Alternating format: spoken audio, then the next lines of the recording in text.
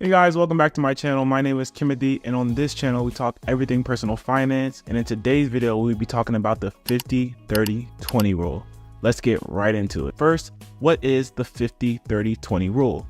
It might be something that you never heard of or something that you have heard of but just don't know too much information about it. Either way, you came to the right place because I'm going to tell you what it is and how to incorporate it into your life. The 50-30-20 rule is a way to budget. It's 50% of your income goes to needs, 30% goes to wants, and 20% goes to savings or paying off debt. You may be wondering what your needs are, and it's anything you need to survive. So we're talking housing, utilities, food.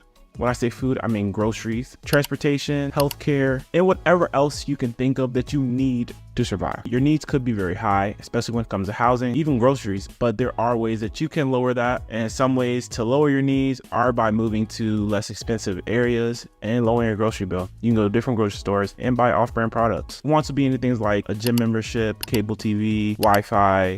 It would even include your phone bill. These are all things that you can live without.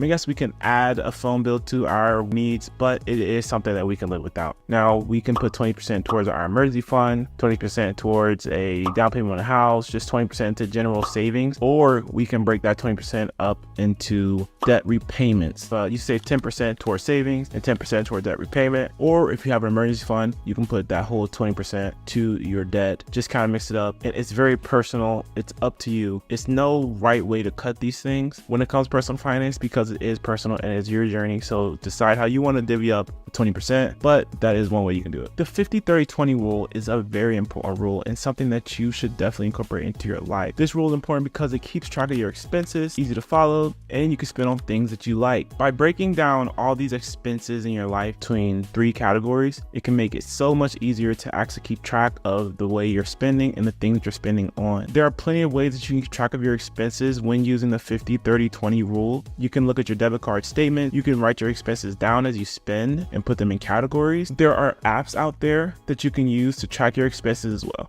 Now let's talk about how to incorporate the 50-30-20 rule into your life. Let's start with an example. Let's say this person makes $4,000 a month and his needs are going to be $2,000. We're going to say this person rents a 1-bedroom for $1,200. That means we have $800 left for his needs. And this person pays $100 in utilities. This person also spends $300 in groceries in a month. And they're also paying $200 in car insurance and rental insurance. Let's say healthcare comes out their paycheck before taxes, so we're not gonna worry about healthcare here. And let's say they have a phone bill that is $60. We're only at $1,860.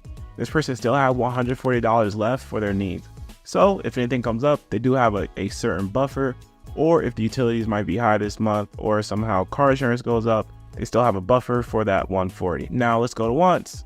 So for wants, they have $1,200 a month. This to me is a lot of money for wants. When wants are things you don't need, so you can cut down your wants and add to your savings, which is what I would recommend, but it's all personal. Depends on your situation, this person's situation. They have no debt, they're renting, they don't have too many liabilities, and they don't have too many expenses. So for their $1,200, this can go to going out to eat. This can just go to general, just going out with friends. This can go to movie tickets. This can go to travel. This $1,200 can be divvied up in many different ways. So we're just gonna have $1,200 here. And for the last $800 they have, just go into emergency fund a trip. This can go to their Roth IRA. This can go into different investments that they want to do, but they do have extra income left over. Now the 50-30-20 rule does not work for everybody. It doesn't work for people that have a very low income, especially if that person is living in a very expensive place. Say if a person is making $2,000 a month, the 50-30-20 rule might not work. So you might need to increase your income or lower your expenses. A budget is very important and can help you keep track of where your money is going every month. It's important to know where your dollars are going because they're your dollars, and you want to set yourself up for a better financial future. Whether it's the 50-30-20 rule or some other kind of budget format, I highly recommend that you start a budget so you can keep track of all your finances and where your money is going. The 50-30-20 rule will help you reach your future goals and set you up for financial success. If you found this video informative, please feel free to like and subscribe to my channel for more videos like this. And if you're on a budget, let me know what kind of budget plan you're on down in the comment section below, and let me know how it's going. See you guys in the next one.